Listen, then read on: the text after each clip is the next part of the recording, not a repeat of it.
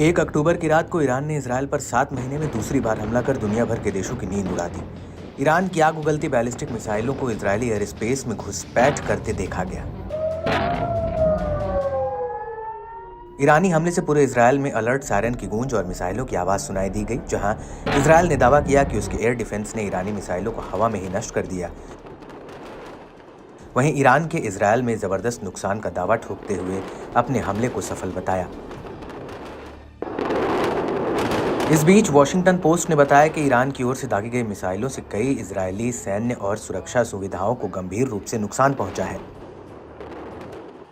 Report के मुताबिक ईरानी हमले के जांचे गए फुटेज से पता चला है कि करीब 2 दर्जन मिसाइलों ने कम से कम 3 प्रतिष्ठानों पर असर डाला था।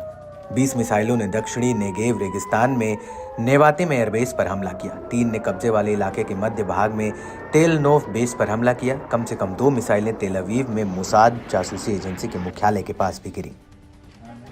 रिपोर्ट में दावा किया गया कि ईरानी हमले के बाद वीडियो की पड़ताल से पता लगता है कि ये इंटरसेप्टेड मिसाइलों का मलबा नहीं है, बल्कि इजरायली ठिकानों पर सीधा हमला करने आई ईरानी मिसाइलों का असर है। ऐसे में अमेरिकी न्यूज एजेंसी के सनसनीखेज खुलासे से इजरायली दावों पर सवाल उठने शुरू हो गए हैं। जहां इजरायल अब तक ईरानी मिसाइलों के हमले को बेअसर बताता आया, वहीं अमेरिकी अखबार ने इजरायली सैन्य ठिकानों को हुए नुकसान का खुलासा कर सबको चौंका दिया। वहीं इजरायल को बैकफुट पर ढकेल दिया।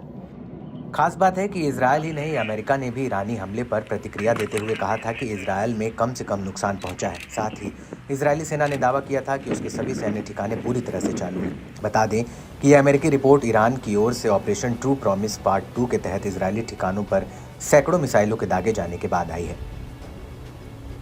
ईरान ने यह हमला हमास प्रमुख इस्माइल हानिये, हिजबुल्लाह नेता हसन नसरल्लाह के मारे जाने के जवाब में किया है।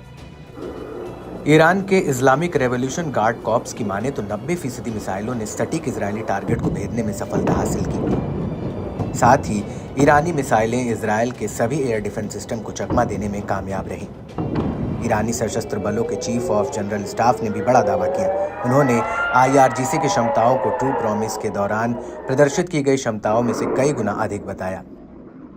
मेजर जनरल मोहम्मद बाकेरी ने कहा कि हमले में इजरायल का हेत्ज़ेरिम बेस भी शिकार बना, जिसका इस्तेमाल हिजबुल्लाह चीफ हसन नसरल्लाह की हत्या के लिए किया गया था। साथ ही रणनीतिक रडार, टैंकों और कार्मिक वाहकों को रखने वालों केंद्रों को भी निशाना बनाया गया। साथ ही गाजा में फिलिस्तीनियों के खिलाफ नरसंहार में भाग लेने वाले बलों को कंट्रोल करने वाले केंद्र को भी चपेट में लिया गया। ईरान फिर से जवाब देने के लिए पूरी तरह से तैयार है।